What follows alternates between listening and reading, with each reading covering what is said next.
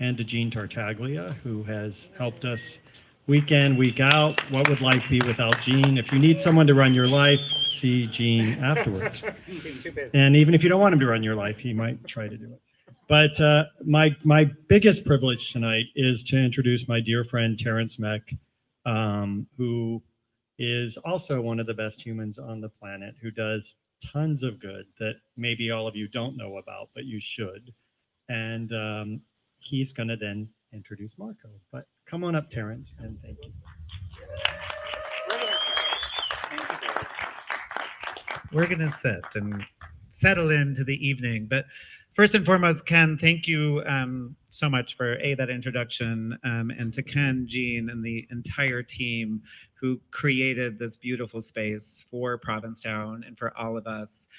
This is such a gift.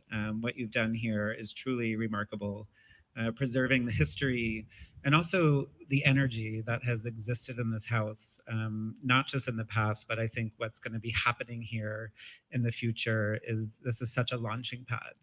And it's been an honor and a privilege to be able to spend time here this year. I know this is not the kickoff season that you all or any of us were looking for in 2020, but we really are so fortunate to have you guys in our life, in this town, and what the Provincetown Art Society and Mayor Heaton Vor's house is going to become, I think is going to be truly exciting for all of us. So a very big thank you for what you're doing and what this is really going to do for this town and everyone in it. So thank you.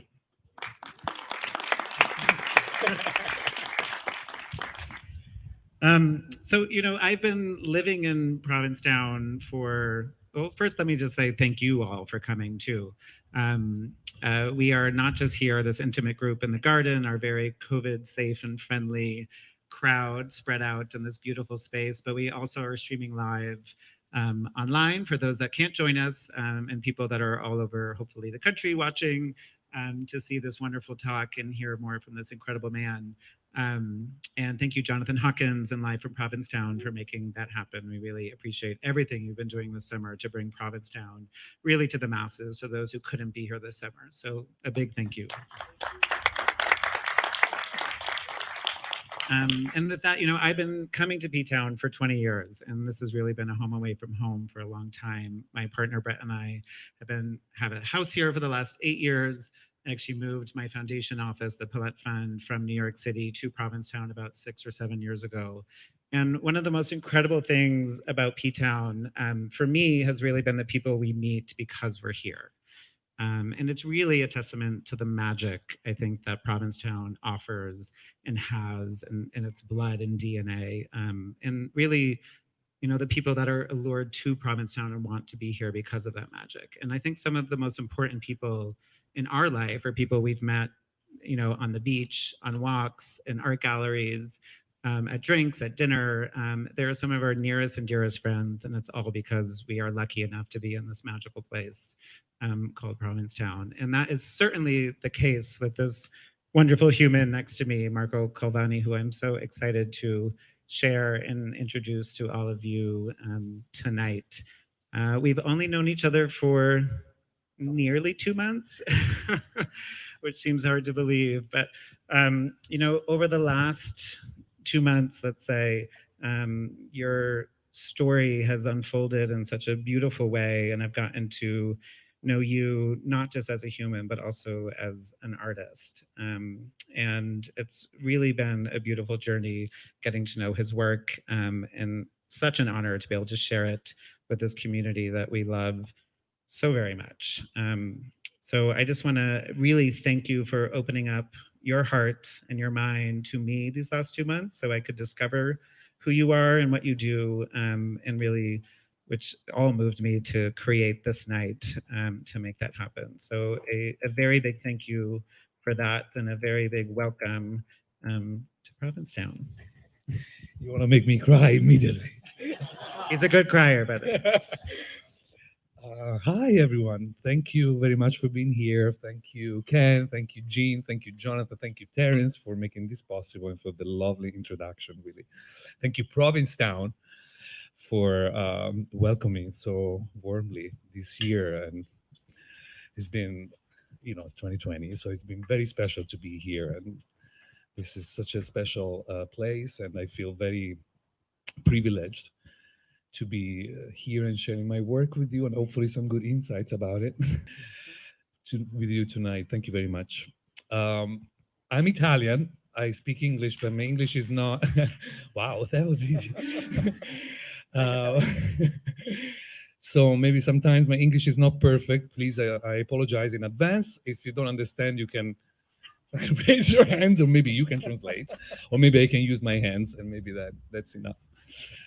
Thank you very much.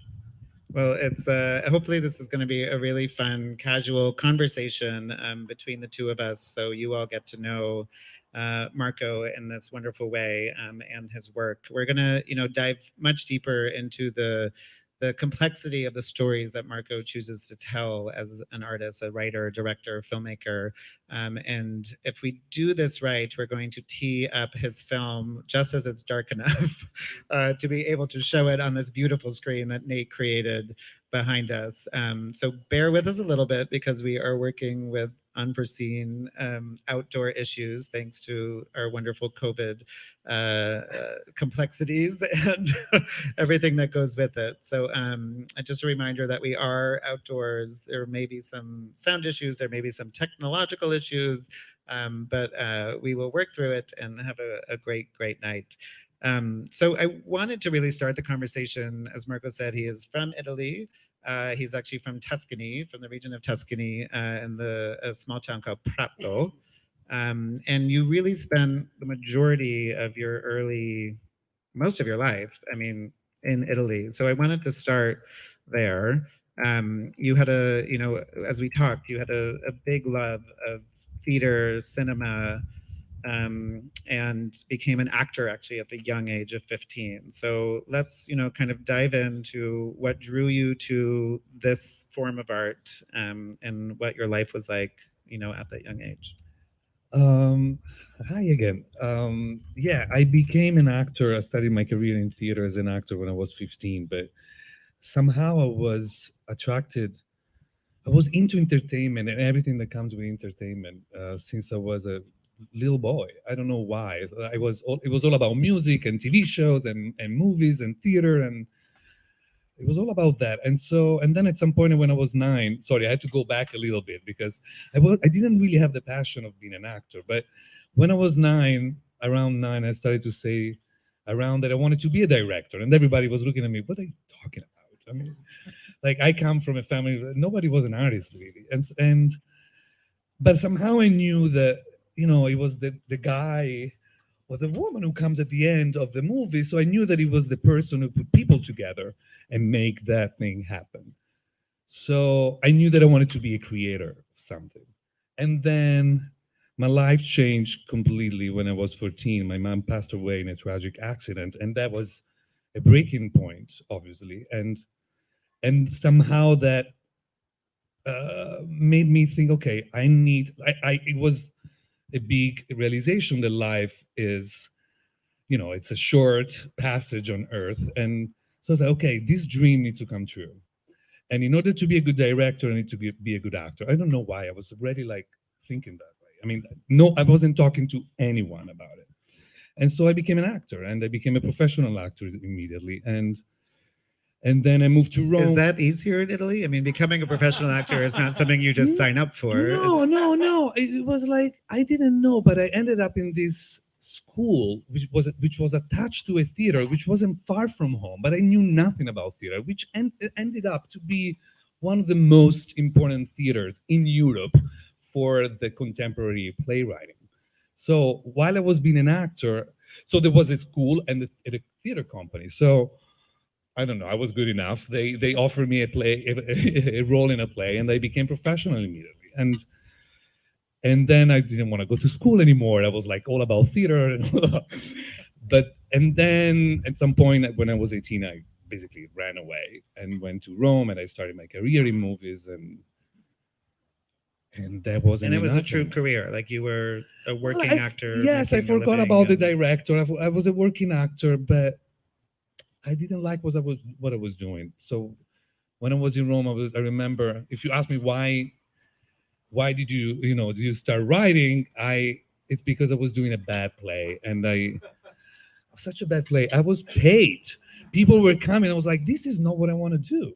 This is not why I've been struggled. Or like, this is not. So I was going home. I was doing the play. I was going home, and I started to write. And of course, it was a play. And of course, I had a role in it. And of course, I casted all my friends. And so that was the beginning of my company that I ran for 10 years. And we toured Europe, and we created co-productions in Europe, and we came to New York also once. So if anyone did research on Marco from the invite or those that know him, he was living in Italy, but so much of your early career really was all over Europe, which, I mean, you became international very quickly. Is that a more European phenomenon? Or was that intentional? I mean, the stories you tell, which we're going to talk about and see, are very international in nature.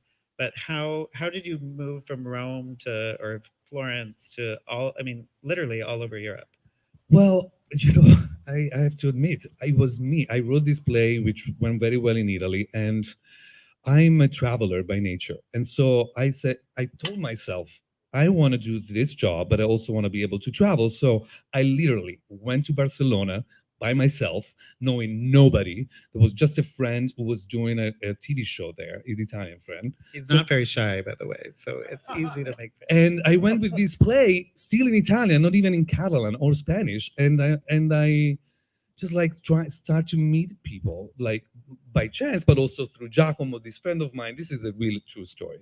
And a year later, my play was produced at the Great Festival in Barcelona, and it became a European success, and then it got translated in French, and then blah, blah, blah, blah. And was that your first real big success? That was my real first European success, yes. But I already had a commission from the Phoenix Theatre in London the year before. So what was that play about? Just a quick little, what was the London one or the Spanish one? The Spanish one. It was a story of two teenagers, a comedy. I'm kidding. It was a story of two teenagers who kill the mother and the baby brother of the girl. So they are in love, and it's actually inspired by a true story that happened in Italy in 2001. A boy and a girl of 16 years old.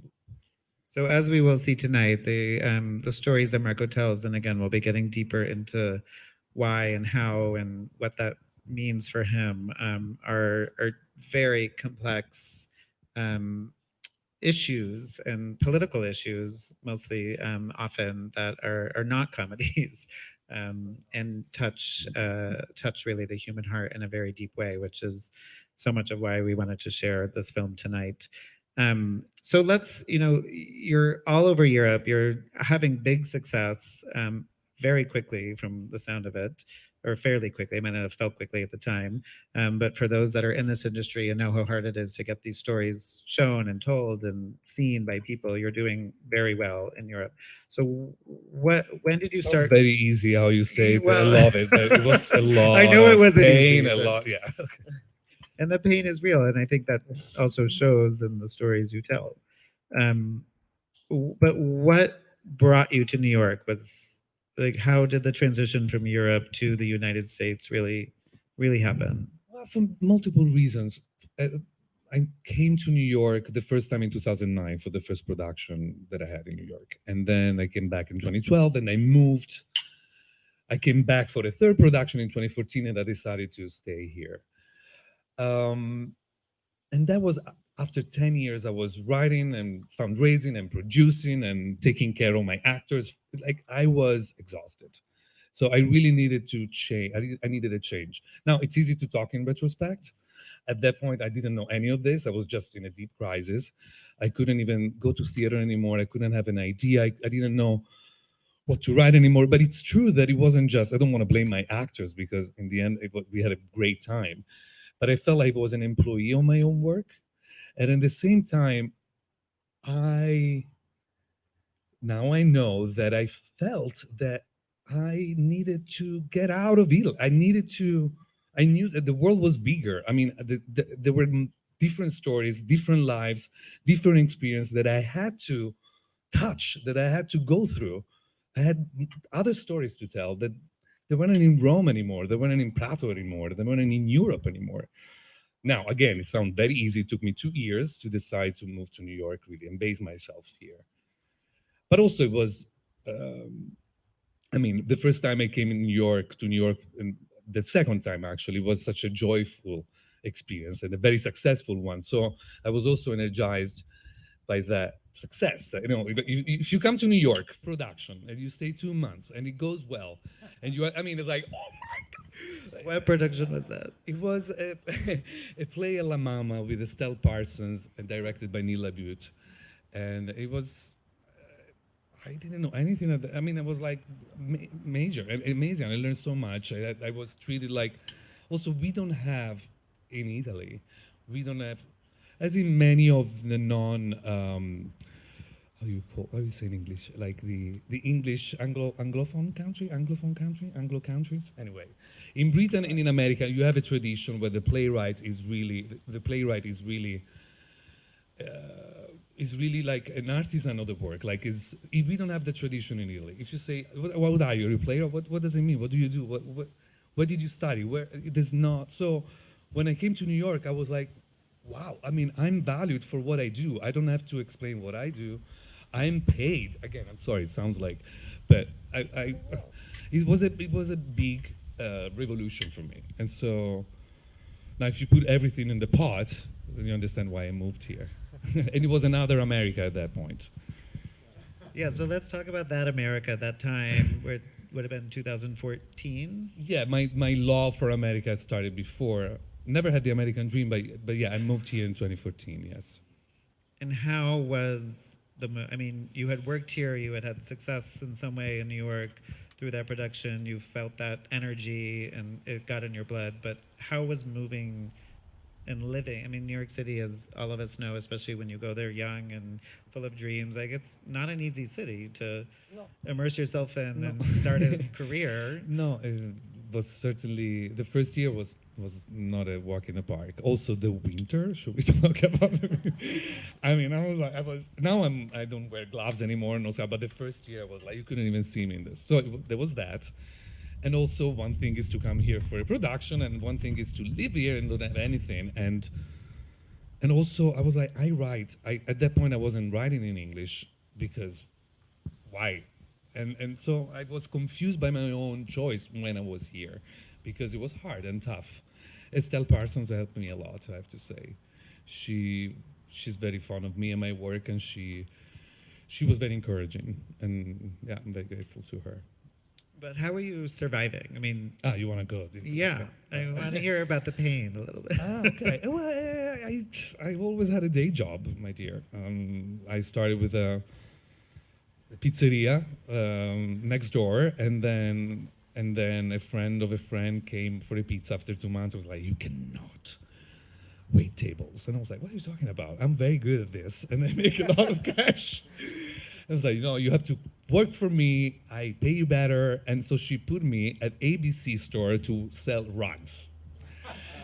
I don't know why she saw me there, but so that's what I did that for a while, and then a friend of mine came visit me there. No, you cannot work here. You have to work for me, and he's an interior designer. So I suddenly was thrown into interior designing. I work with and writing on the side. Yes, of course, writing, trying to direct. Yes, trying to shape my voice, my voice in English. Yeah. But clearly something clicked. I have a long list of day jobs, but I don't think you really want it. Clearly something clicked, and you started working as a writer, director. When did that kind of shift in New York? You mean when I was paid to do that? I would say with a view from up here, because think about that. I was selling rugs at that time, and Estelle Parsons commissioned me this play. It was a play before becoming a movie, and she tried to involve me in this project for a year and a half, and then this project was for the Actors Studio, and then this project always was delayed, and then she called me when it was like, it's happening, like after a year and a half. It's happening. Now you can write the play. At that point, I'd already written for her 3 plays.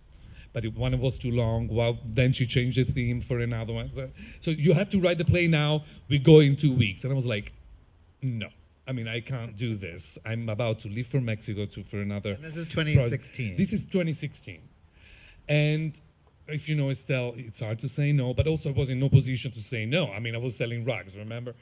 So I went to, so I said yes. And then I wrote the play in a very short amount of time. We went into production and it went well. And two fantastic people came to see the show. They came to see me after. It's like, congratulations, this can be a great film. And I was like, thank you for coming. I was like, no. We are producers, we want to do it. And that changed my life. And I started to get paid. Which is amazing. Well, it wasn't the first time I was paid to do this job. Now it's, Right. it's very dramatic, but yeah. But I that was a stopped big selling shift rugs. in New York. Yeah. Yeah, What? that was a big shift in your life Was a in New big York. shift in my life, I would say. And New York gave me, this is such a New York story, that you do a play that you don't want to write, and then you end up writing it, and then two people come and see it, and they love it, and they say, let's make a movie, and they say, okay, and then 6 months With an later, you Oscar-winning are, actress. it becomes a co-production with friends, and there are two major actors involved, and suddenly you remember when you were walking in Florence with your dad, looking at the windows because he was obsessed with fashion, and he was working in the fashion industry, and then me telling him, I really want to make a French film one day, and again, my father was like, what are you talking about? Were you out at that point? I'm just curious. When did you No. come out? I never came out with my parents because we both passed away very soon, fairly soon, yeah. But were you Fairly out about to? it. You have 3 siblings. You're the youngest of 4. So I came out with them, with my sister, my little sister. She's older than me, but only 1 year older than me. I came, probably I was 16. Okay, so yeah. young. Yeah, I knew it already. Yeah, I know, yeah. So we're gonna get back to the film, but another big success happened in New York, really in the last Broadway season that we had. We all know, sadly, that Broadway has been shut down since early March, and we all miss it very dearly and are looking forward to the day when we can be back in those theaters. But you had a big success, and it was a big deal that you were attached to the Tennessee Williams production of The Rose Tattoo that was at Roundabout Theater, right? Roundabout, yes. That did it starring Marissa Tomei, and it was a very big production, and your first time on Broadway. Yeah, I mean, thank you for saying that. I never really think about my work as a big deal, or it's just to see a lot of work to get there and to stay there and to keep going. So thank you for acknowledging that for me too. But yes, indeed, it was a beautiful experience and totally out of, again, I'm still the little boy in Prato, and so it was an amazing experience to work on Broadway, to work for Roundabout, to work so closely with Marissa Tomei, an extraordinary actress, to see her every day, shaping the role and herself, to get closer and closer and closer and deeper and deeper and deeper to the character and to the play. I was a dramaturg for that. I was hired as I a had to look up dramaturg. what a dramaturg is. Will you just describe what that is? I had never heard that term before. Well, it's a literal editor. I would say more of a consultant.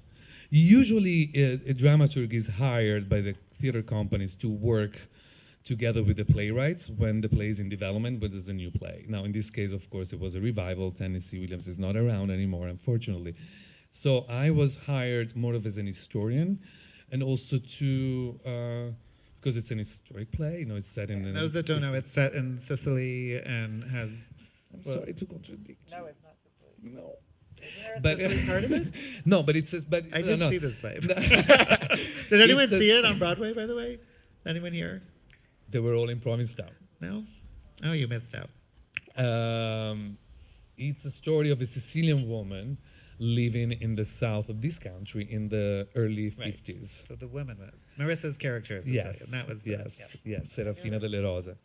And so I was really hired to, let's say the dramaturg in this case, and so me, I was like the bridge between the text and the performers or the director. So I was sort of the source of information and everything related from that related to the story of the play or the characters. So I studied a lot about, and I learned so much. That's why I could, if I see something, this for me successful was the experience that I had in learning so much about the Italian American community that I had no idea about. It's not something you study at school in Italy. Right. So I learned so much about that and enough because like so deeply. And then I had to, the dramaturg that gives these speeches to the company, and then you create sort of a list of books or material that the actors, the performers, the director, they can go and serve their performances or their vision of the work. So I was there all along. The whole thing. And I mean, in many ways, it was a beautiful combination of your Italian background and your new life in New York. I mean, the play was kind of a perfect culmination of what you were experiencing. Yes, yeah, that makes me laugh. I think that they also every now and then was like, Marco, how do you say with your hands when you want to say like? So I was also that kind of. Which is important when you're on stage. Yeah, no, I loved it. And the actors, they loved me. I mean, I was. Of course, they loved. No, but I mean, I also, I work with them all the time. So in the end, I felt very much involved about everything, and yeah. And so much of your work really has been writing plays, screenplays, the writing. So let's really dive into the stories that you tell and why you choose to tell them. And as you're going to see soon, we're getting close to that time where we could show the film. The stories that Marco tell are very complex and very politically driven. And there's an activism to a lot of what moves you and what, talk about what you choose to write about, what, and really what moves you to do that. I don't know. I mean, I started to write, and it was trying to fulfill the need of expressing fully myself, all those feelings and things and fears that I couldn't express elsewhere, not at school, not at home, not anywhere else. And so it was out of a personal, really, necessity. And then I guess I grew up, and I realized that the world didn't necessarily need to understand me, but I had to understand the world. And so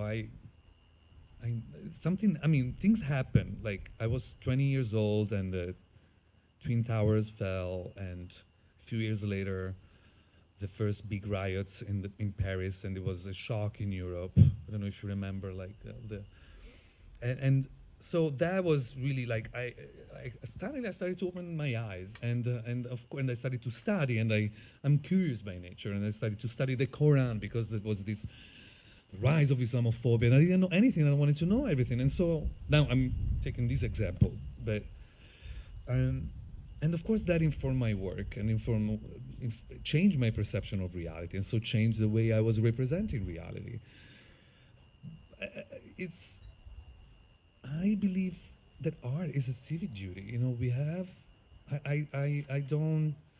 If I started, the career of an artist in order to express myself, then I felt that I can use myself to help. To help giving voice to people, for example, who don't have it in the real world anymore or never had it before. And then, there's also the element that, for me, life and writing really is a constant lesson on tolerance and compassion. And that's what I try to keep alive all the time, and in my work and in my life. And if I see the body of my work right now, and I see that first of all, that they're all, in a way or another one, is an attack to racist and patriarchal societies. But it's also that all the characters the lead characters on my stories, they really embody the Western individualism in a way. Like, they all love, they all have fears, they fight for their own ideals or ideas, but in the end, they belong just to themselves. And they don't And so what I do with my work, I show them the consequences, often terrible consequences, of their behavior, of this loneliness, what they put their bodies and their souls. And so eventually, sometimes they do, sometimes not in the story, they make a choice, they make a change, and they hopefully rediscover the true nature of the human being, which is the relationship with the other, the sense of co-responsibility, and so again, compassion. So that's why I think that's all we need to do. And this is terribly political, and terribly relevant all the time. And then, of course, there's the nature of the work itself, which is, writing is such a lonely activity, but then the actual production is collaboration. So the form itself is me and the other one. There's a word, I don't know if you have heard it, Ubuntu is in Zulu, is one of the 11 official South African languages, which often is translated as I am because we are. I'd love to be that on my grave when I die. Perfetto. So are we, Mark? I can't see you. We're good. So I think that is a great lead into, you already teed up this film. It was written as a play. It was on the stage. Is there anything else you want to say before? About the film? Before we Not roll really. it? No.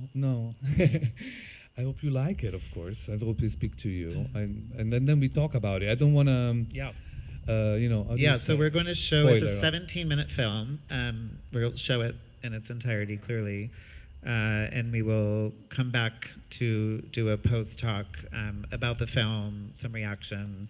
Some questions. And questions if anyone has, before we convene for the evening. So there is sometimes a bit of a glitch in the sound in the beginning here because it goes through Wi-Fi.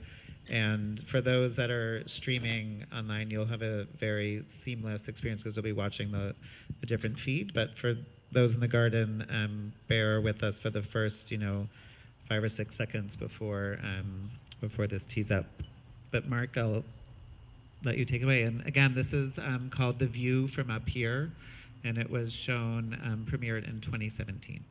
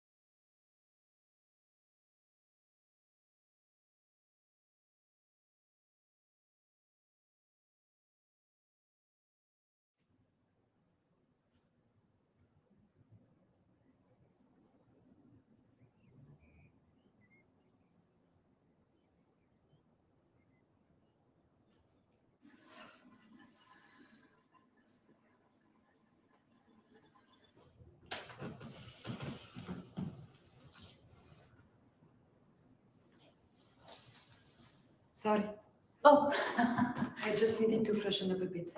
I'm sorry to just barge in this way. No, I'm glad you woke me up. Claire, right? Yes, Hmm. Claire Morrison. And you are Leïla, right? Leïla herself. Claire, Hmm. is it possible you take off your shoes? Yeah, I'm not staying. Please.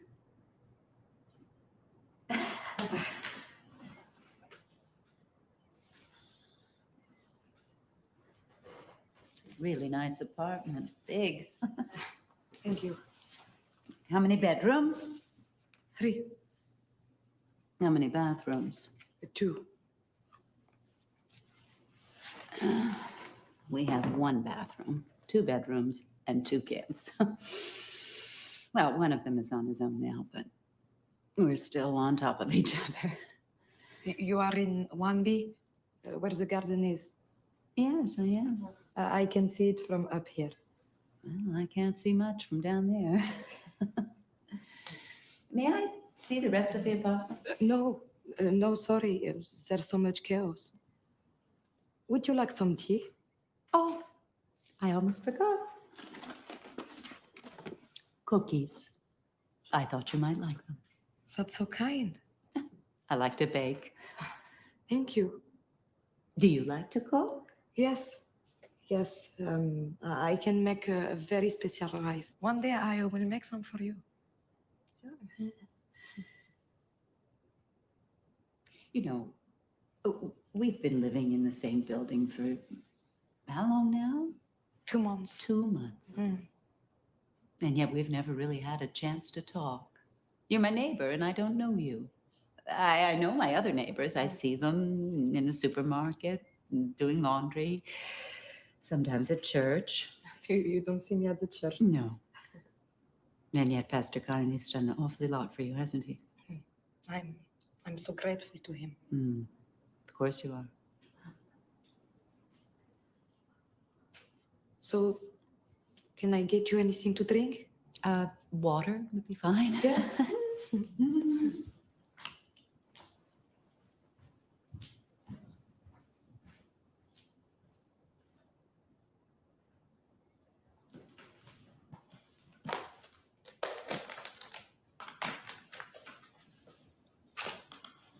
How do you like being here? I like it very much. People are nice. Everything is nice. So clean. And the trees are nice. A dishwasher. Now that's nice. Oh, thank you. What are you doing tonight? I wanted to invite you to a thing. I think. Yeah, everyone will be there, all the tenants from the building. Oh, where? Oh, at my place. I am the president of the tenants committee. It'd be good if you could come. 7 o'clock? Tonight? Yeah, I'm sorry for the short notice. We usually meet just, twice a year to discuss the payment of bills, repairs. It is a very expensive building. And why are you meeting tonight? Oh, the stairs. Oh my God, they need to be done. Do you know Mrs. Dreyfus in 3C? No? Yeah, yesterday she fell and broke her leg, poor thing. So something has to be done. And it'd be a great chance for you to meet everyone. They all want to see you. They're so full of questions. Oh, about what? Well, about, for example, how long are you planning on staying? I don't know. It would be good if you could come. And I'll tell you what, you don't even have to take off your shoes in my apartment.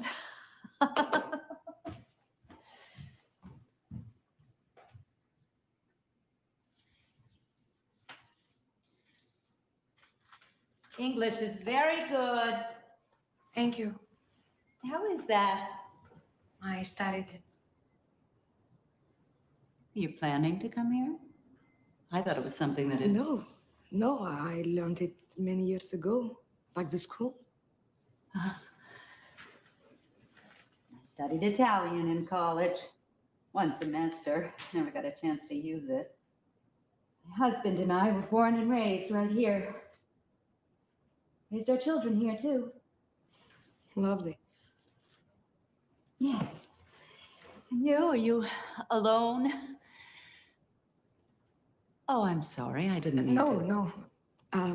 Right now, yes, but I haven't always been. Of course not. Pretty thing like you. What do you do all day? I'm in the process of being approved for work papers. And what do you do? I'm engineer. Oh, I'm just a housewife. But in preparation for tonight, I've made some rough calculations, and it comes to more or less $1,500 for you. For me? For the stairs, yes. $1,500? Yeah, more or less. I have to pay for the stairs? Well, yes, like everybody. Actually, more than anybody you're here on the top. What does that mean? Well, it's the way the calculations are made. According to the floor you live on, you're on the 5th floor, so you actually use the stairs more than anyone else. Well, for example, my family. You see, we use them very little. But I use the elevator all the time. Of course you do, but this is not a test of your personal habits. This is how the calculations are made.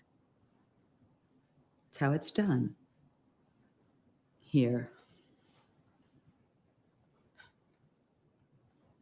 I don't have 1,500. You don't need to give it to me right now. Not even tonight. How about next week? I don't think I'll have it next week either. All right, then you pay half. We work out the rest in installments. Half? Yes, that would be $750. I know what the half is. Maybe you should ask Pastor Carney for help. Yeah, why not? I mean, he's given you so much: clothing, food, this amazing place with this amazing view. Seems to me that the resettlement of refugees program is working very well. People I know would die for a place like this. The people I know would die for one of your cookies. So eat one. I don't eat on Thursdays. Nothing? Until 5 o'clock. Is that some kind of religious thing or something? Yes. Every Thursday, I don't eat and I don't drink. And every Muslim does that? No, it's an option. And I do it. You must be a very religious person then. I guess. I know it must be very hard. I do understand. And maybe I can help. I could talk to Pastor Carney and see maybe he could find you something else. Something else. Some place else. Yes, for you. The church owns this place. I didn't choose it. Oh, and you're a very lucky girl, Leïla. I mean, this building, it's not for everybody. For everybody. We're all the same in Jesus Christ, of course. But Leïla, you need... What? I need to what? Well, you need to pay your fee, like everybody else. I don't have a job. So get a job. It's not easy. Nobody said it was going to be easier here than in Lebanon. Syria. I'm from Syria. You need to leave, please. Oh, now you are being very rude. I'm very rude. Yes, I just came up here in a friendly way to genuinely talk to you. If you want to genuinely talk to me, then talk to me. Oh, good. You owe me $1,500. Good. I don't have it. Good. The committee will be speaking with you very soon. What? Who else is here? Who's hiding? Hello? Hello? Please, get out of my home. What did you say? I said, please, get out of my home. Oh, you're home. And tell me, what is it that you do here all day, all by yourself? That's not your business. Oh, yes, it is my business. And you know why? Because your being here scares me to death. On Sunday, the pastor has already said that due to the great success of this program, we are ready to welcome 20 new refugee families. 20. Do you know who they are? How do we know? How do we know where they come from? I don't want to die one morning out shopping for groceries. Tell me, Claire, how would you like to die? What? Killed by a drunk driver? So we ban cars? Or do you prefer a heart attack? We ban bacon? I just want to see my children grow and get old with my husband. Me too. I wanted that. Honestly, I am afraid. So am I. I didn't ask to leave my country. I didn't ask to come here. know, and we didn't ask for it either, and I don't understand why we just have to open our arms and welcome everyone. I don't understand, really. Look, Oh, please. Look. No. Oh, we were crossing the road. A beautiful day. Sunny. We were going shopping for groceries, like you. Me. And Amir. And the explosion. It just... I couldn't hear anything. I couldn't feel anything, even this. Bodies on the ground, arms, legs, children. I don't need to hear this. Yes, you do. You do, because everything changed that day. Everything. I had to get out. My mother, my brother, they say they'll come later. I catch a bus to Beirut. 17 hours. It's dangerous. We are targets, but I feel numb. After, we live in a storage container.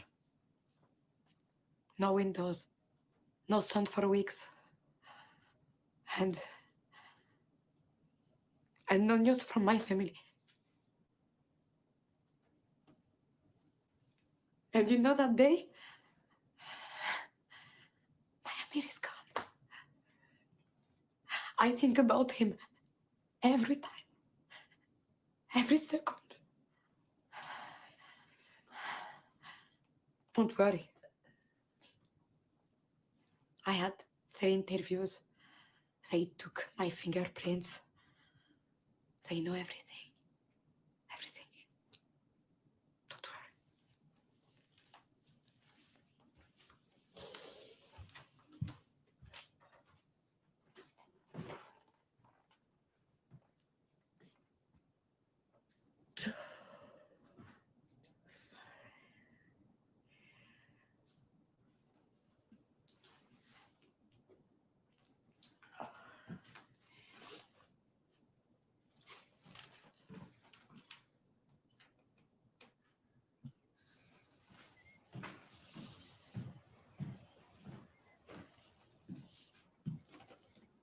I'm sorry. I'm sure you're a lovely girl. I'm not a terrorist. No, of course not. But you don't need to just convince me. There are others. It's a good thing you're coming tonight. I'm not coming tonight. Not coming? But you need to be there. I need some peace now. All right, Leïla. It's Leïla. Leïla.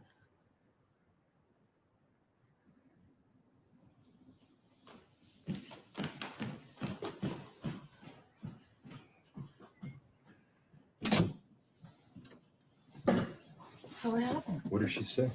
How did it go? Does she speak English? Did you get her out of here? Is she gonna stay? What's the deal? Come on.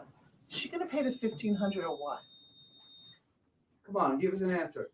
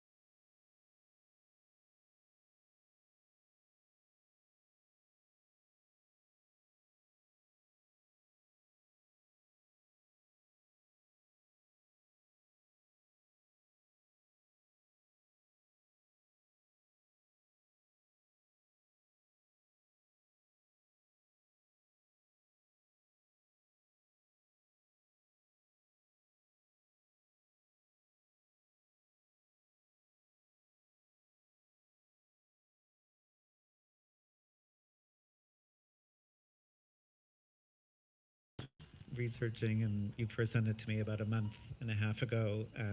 It moves me every time I see it. The people I've sent it to who couldn't be here tonight have written as well, saying how much it moved them, how much they wept. Congratulations. First of all, you wrote and directed an absolutely beautiful, complex story that unraveled in 15 minutes. I think an experience that we all know is such a huge issue in this world, and it's one that's hard to talk about. And it's one, you know, part of me watching that, you know, the Melissa Leo character Claire, you hate her through it as it unravels, but I think the taste that was so hard for me to swallow was that I also understood the fear and the position where I am in the world. And I think you did both sides of that so brilliantly, which is really hard to do. So I first just want to thank you for putting me personally through that experience. I've sat through panels, I facilitated panels with refugees, Syrian refugees, and I think you perfectly depicted not just the fear that they're running from, but the fear that they're facing in their new lives, which I certainly can never understand. But watching that allowed me to look at both sides in a very beautiful way and a hard way. So thank you. I think also interestingly, you wrote this in 2016. This country, especially, we had the Obamas in the White House. This was a huge issue then, of course, a very serious, big issue, but things have drastically changed since then. With our election, with the world, because of this election and who's been in the White House since, you know, what does it feel like 3 years later, you know, still showing this film, experiencing it, you know, what, as the one who created it, what does that bring up for you? Well, sometimes watching it or thinking, I think that the conversation about Syrian refugees sometimes after 40 years and 3 years after the movie sort of expired, but then you look at the world and the crisis really deepened. 2016, the guy wasn't even yet, when I wrote it, wasn't even the official candidate for the Republican. So it was another world, but still, yet this was a hot topic. There were, at that point, Obama started to welcome Syrian refugees. Only at that point, like let's say February, March, only 13% of refugees that he promised, of the total that he promised he would have welcomed, were allowed in. And there were already courts in the state that they were fighting to ban the refugee. Sorry, I don't know how to explain it, but I hope you understand. And there were at least almost 5 million refugees already in need of a resettlement around the world. And I perfectly remember that September 2015, that early September morning when I grabbed the New York Times and there was that photo of the kid, of the young boy dead on the shore, on a Turkish shore. And that's when my journey to Vietnam began. And yet, the conversation seems sort of dead in a way, but the question that was at the core of my journey with it and of the script and then the movie, I feel is still valid, I think, which wasn't really what kind of people we let in, but it was more what kind of people we are. And that I think it's terribly timely. Indeed, and you've screened this with a lot of refugees, Syrian refugees. And you know, how was that experience? It was a beautiful experience. Somehow the actress who performed Leïla in the play,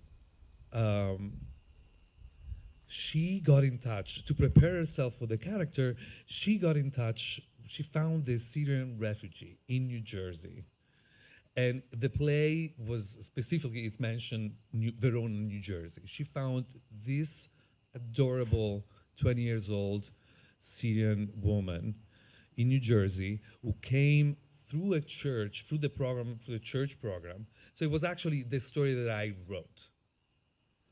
So she came to see the play, and she was in tears. She came to every screening I had in New York. She came over to every time that the play was produced.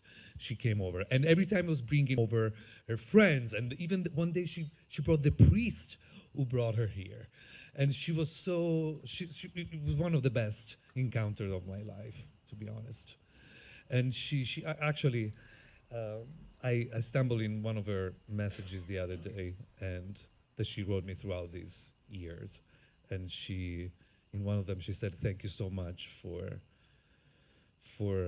portraying in details the pain and the trauma of leaving your own country and arriving in a country that you didn't choose, basically." And I'm saying this in a very humble way because that's how I approached the writing of it. So to meet the real translation of my fantasy was touching, and then it was beautiful. It is beautiful. I mean, so much of what you do, which again is why I was so drawn to your work and with the work I do with the foundation, and as you said, is you give these voices a platform, a big platform, not just to be heard, but to be discussed and understood, and in a way that I think, again, this is a really hard topic. Like all the topics you cover, I mean, this is one example, and it touches my heart very deeply that you come from such a caring place and are able to put your words in a way that allow us to think in these difficult manners. So again, thank you so much for what you do, and it takes courage to tell these types of stories. It takes time, most of all. I don't see myself as a courageous writer, not even a man, to be honest. But it takes a lot of time, a lot of work, a lot of patience. I would say a lot of confidence, but when I write, I have very little. That's why I keep doing it. Yeah. And, with this work, and again, this was 2016, you did the show on Broadway.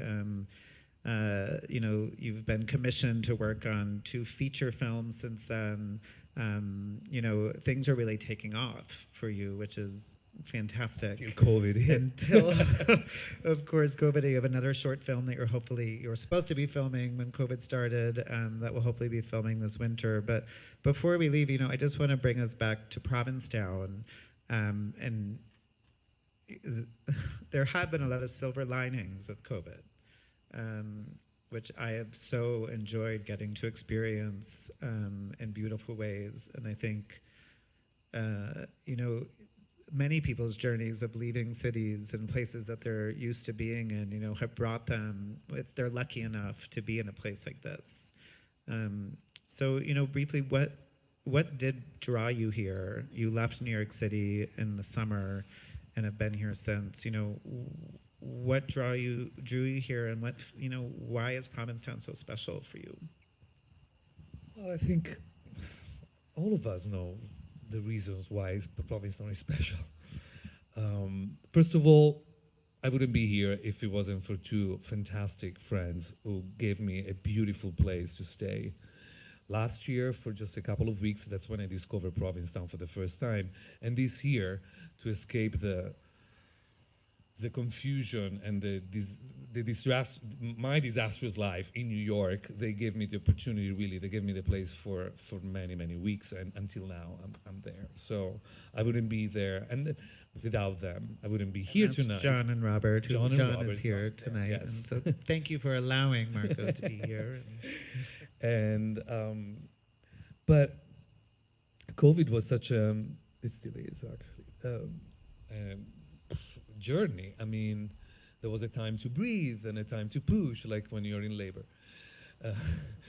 And so there was a time where I was like, go back to basic and discover yourself again. Then George Floyd death, and suddenly we are on the street and we use all the energy and all the work, introspective work that we have done for all those weeks. We are back on the streets, and that was the time to push. And then we opened in June, and I did nothing to do. All my projects, both in theaters and film, they were like gone, and I needed the time to act, which for me means to write and to put it out there and to elaborate. But I couldn't do it in New York. I needed light, I needed horizon, I needed space, I needed beauty, and I needed to heal, I guess. And so I came here in this special place where since forever people come here to heal, and especially people of our community.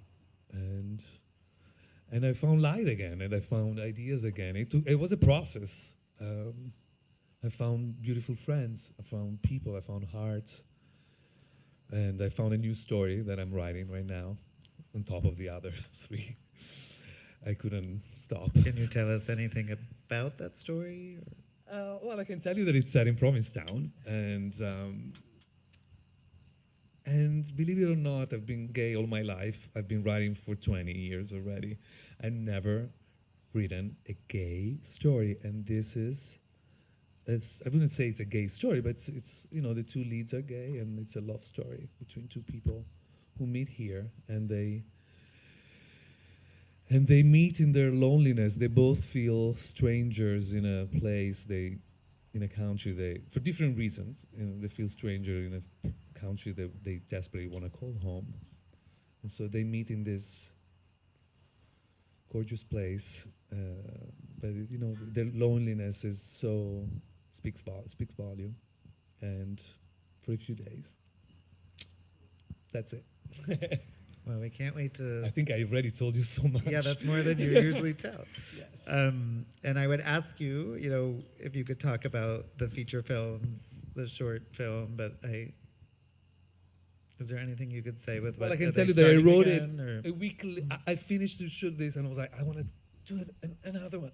So I wrote this short film, and that was 2017, and I've been trying to make it since then. And then they commissioned me 2 feature films, one in France and one in LA. And so everybody was like, "What are you wasting time and money? Other people might in a short film work on the feature." So I stopped doing the short film, and then. I'm trying to avoid your real question. I don't know if you know this. Because I don't know if I can tell you much about that.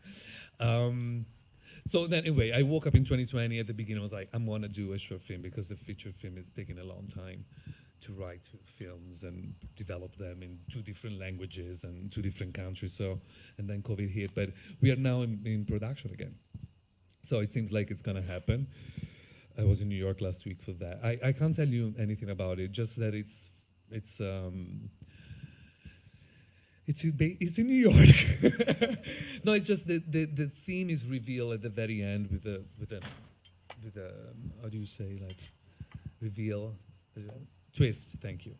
So if I tell you now, I'm gonna deprive you of the experience, and we don't want that. Do not want to be deprived of We that don't or want that. of anything that you have coming our way.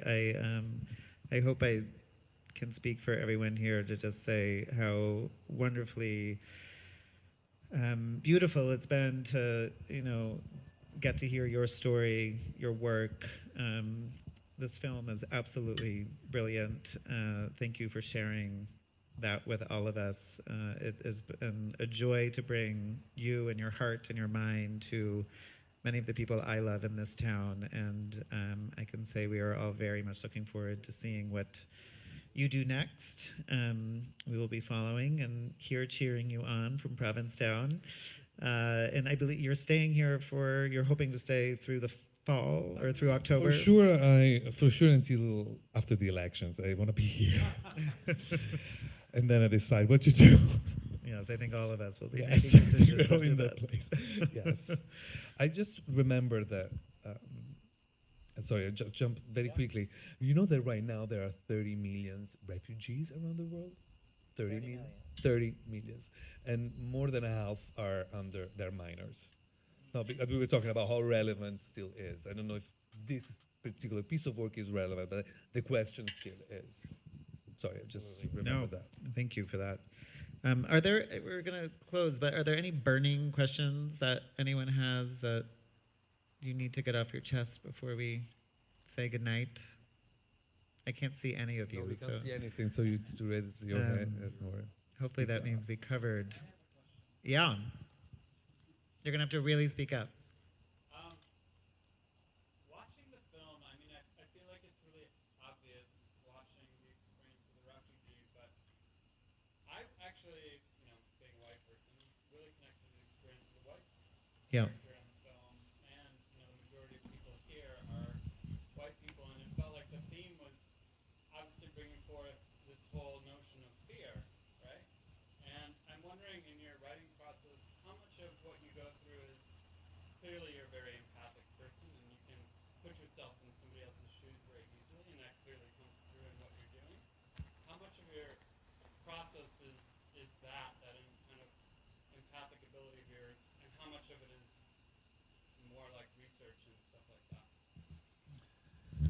It's both, and I can't really tell you the percentage of how much is there, but certainly my artistic education is as an actor, so I guess that's why maybe it comes easier.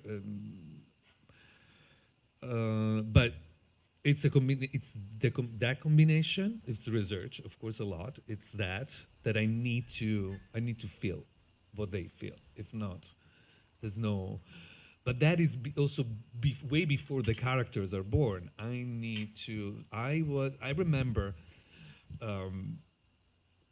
I had the idea, the premise. I don't know who I'm talking to, honestly. I can't see where, but I know the question came there. Oh, Matt, hi. The idea came when I was on a subway ride. And right before getting into that train, I was waiting for the train, of course, and it was in New York, and there was a bag that was abandoned right there. And that was 2016, beginning of 2016, when this conversation was very much allowed. And I was afraid. And I didn't like that.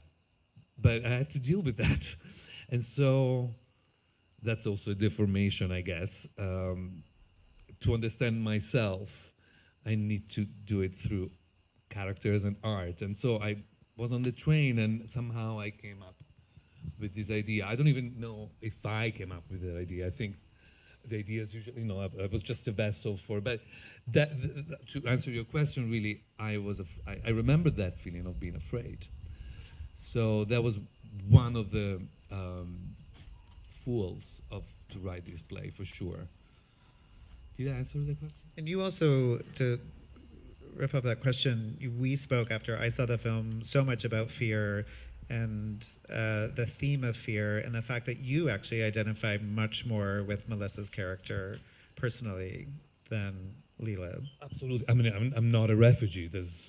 And I come from a Catholic country, so in a way, I have a lot of more things in common with Melissa's character, and yet I somehow feel for the one, and I know I don't know what it is. I certainly am not a refugee, and I don't even want to put myself. I just I don't know what it is. Honestly, I don't know. I just sometimes I can't. It's very hard to talk about the process of writing or of creating. But you were clearly moved to make sure this story was told. Absolutely, from no, absolutely. both perspectives, which Absolutely. I think. I had no doubt. I mean, the theme of that project, for which I wrote this play for Estelle Parsons, directing it, was community and trust. And there was no way. Since that day I saw in September, I knew I had to write something about it. Because I was in tears looking at that page. I couldn't, it was too much. We can't ignore. No, We can't. we can't. And with works like this, it forces us not to. So again, thank you so much. This you. has been a wonderful time with you. It's been amazing to get to know you and your work. And again, we really look forward to seeing where you and your career Me too. go. Thank you, Marco. Thank you very Grazie much. mille. Thank you very much.